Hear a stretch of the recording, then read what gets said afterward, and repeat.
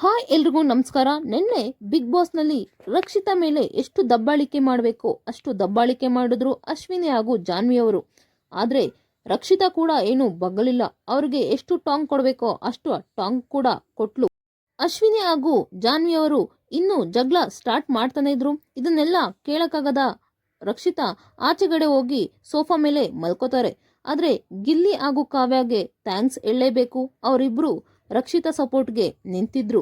ಹಾಗೆ ಮಲ್ಲಮ್ಮ ಕೂಡ ಒಳಗಡೆ ಬಾ ಅಂತ ಕರೆದ್ರು. ಆದರೆ ಈಕೆ ಮೆಂಟಲಿ ಸ್ವಲ್ಪ ಕುಗ್ಗಿದ್ರಿಂದ ನಾನು ಒಳಗಡೆ ಬರೋದಿಲ್ಲ, ಅವರು ಬಂದ್ರೆ ಮತ್ತೆ ಅದೇ ಜಗಳ ಎತ್ತುತ್ತಾರೆ, ನಾನು ಮಲ್ಕೋಬೇಕಂತ ಇಲ್ಲೇ ಮಲ್ಕೋತಾಳೆ.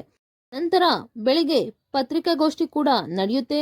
ಅದಾದ ನಂತರ ಅಶ್ವಿನಿ ಹಾಗೂ ಜಾನ್ವಿ ಅವರು ಗಾರ್ಡನ್ ಏರಿಯಾದಲ್ಲಿ ಕುತ್ಕೊಂಡಿರ್ತಾರೆ.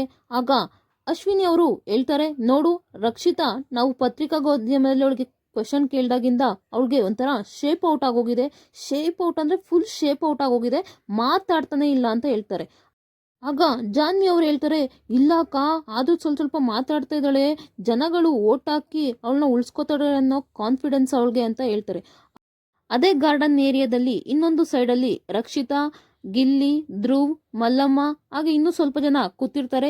ಆಗ ಧ್ರುವ್ರವರು ಹೇಳ್ತಾರೆ, ನೀನು ಅವ್ರು ಹೇಳ್ತಾರೆ ಅಂತ ಏನು ಕೇಳಬೇಡ, ಜಾಸ್ತಿ ಕುಗ್ಗಕ್ಕೆ ಹೋಗ್ಬೇಡ, ಕಾನ್ಫಿಡೆನ್ಸ್ ಎಲ್ಲ ಕಳ್ಕೊಳ್ಬೇಡ, ನಿನ್ಗೆ ಯಾವ ಕ್ಯಾಮ್ರಾ ಬೇಕು, ಯಾವ ಕ್ಯಾಮ್ರಾ ಮುಂದೆನಾರು ಹೋಗಿ ಮಾತಾಡು, ಅವ್ರು ಏನಾರು ಇದೇ ಥರ ಜಗಳ ಮಾಡಿದ್ರೆ ನನಗೆ ಬಂದೇಳು, ನಾನು ನಿನ್ನ ಪರ ನಿಂತ್ಕೊಳ್ತೀನಿ ಅಂತ ಹೇಳ್ತಾ ಇರ್ತಾರೆ.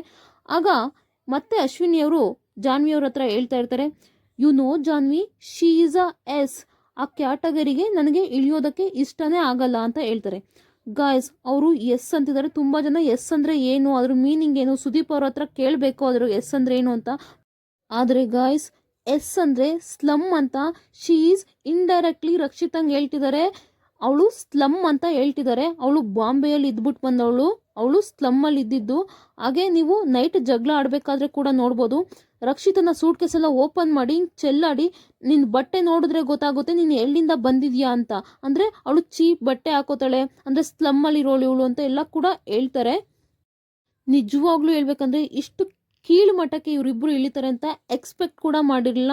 ಅದೇ ರೀತಿ ಗಿಲ್ಲಿ ಬಟ್ಟೆ ಬಗ್ಗೆನೂ ಕೂಡ ಹೇಳ್ತಾರೆ, ನೀನು ಯಾವಾಗಲೂ ಬನಿಯನ್ನೇ ಹಾಕೊಂಡು ತಿರುಗ್ತೀಯಲ್ಲ, ಏನಾರ ಬ್ರ್ಯಾಂಡ್ ಕೊಲಾಬ್ರೇಟ್ ಮಾಡಕ್ಕೆ ಬಂದಿದ್ಯಾ ಬಿಗ್ ಬಾಸ್ ಮನೆಗೆ ಅಂತ ಪತ್ರಿಕಾಗೋಷ್ಠಿಯಲ್ಲಿ ಅಶ್ವಿನಿ ಅವ್ರು ಕೇಳಿದಾಗ ಅದಕ್ಕೆ ಸ್ಲಿಪ್ಪರ್ ಶಾರ್ಟ್ ಆಗಿ ಗಿಲ್ಲಿ ಅವರು ಕೂಡ ಆನ್ಸರ್ ಮಾಡ್ತಾರೆ, ನೀವು ಕೂಡ ರೇಷ್ಮೆ ಸೀರೆ ಹಾಕೊಂಡಿದ್ದೀರಾ, ಅಂದರೆ ನೀವು ರೇಷ್ಮೆ ಸೀರೆನ ಕೊಲಾಬ್ರೇಟ್ ಮಾಡಕ್ಕೆ ಬಂದಿದ್ದೀರಾ ಬಿಗ್ ಬಾಸ್ಗೆ ಅಂತ ಹೇಳ್ತಾರೆ. ಅಶ್ವಿನಿ ಅವ್ರ ಮುಖ ನೋಡೋ ಥರ ಅಂತೂ ನಿಜವಾಗ್ಲೂ ಇರಲ್ಲ, ಆ ಥರ ಮುಖ ಮಾಡ್ಕೊಳ್ತಾರೆ. ನಿಮ್ಮ ಪ್ರಕಾರ ರಕ್ಷಿತಾಗೆ ಅಶ್ವಿನಿ ಅವರು ಎಸ್ ಅಂದಿದ್ದು ತಪ್ಪಾ ಸರಿನಾ ಅಂತ ಕಮೆಂಟ್ ಬಾಕ್ಸಲ್ಲಿ ಕಮೆಂಟ್ ಮಾಡಿ. ಇದರ ಬಗ್ಗೆ ಸುದೀಪ್ ಸರ್ ಕೂಡ ಶನಿವಾರದ ಪಂಚಾಯಿತಿಯಲ್ಲಿ ಕೇಳ್ತಾರೆ ಅಂತ ನಾನು ಅಂದ್ಕೊಂಡಿದ್ದೀನಿ. ಪ್ಲೀಸ್ ನನ್ನ ಚಾನಲ್ನನ್ನು ಸಬ್ಸ್ಕ್ರೈಬ್ ಮಾಡಿ, ಲೈಕ್ ಮಾಡಿ, ಕಮೆಂಟ್ ಮಾಡಿ. ನಿನಗೆ ಯಾರು ಇಷ್ಟ ಅಂತ ಕೂಡ ಕಮೆಂಟ್ ಮಾಡಿ. ಪ್ಲೀಸ್ ಸಪೋರ್ಟ್ ಮಾಡಿ. Thank you so much.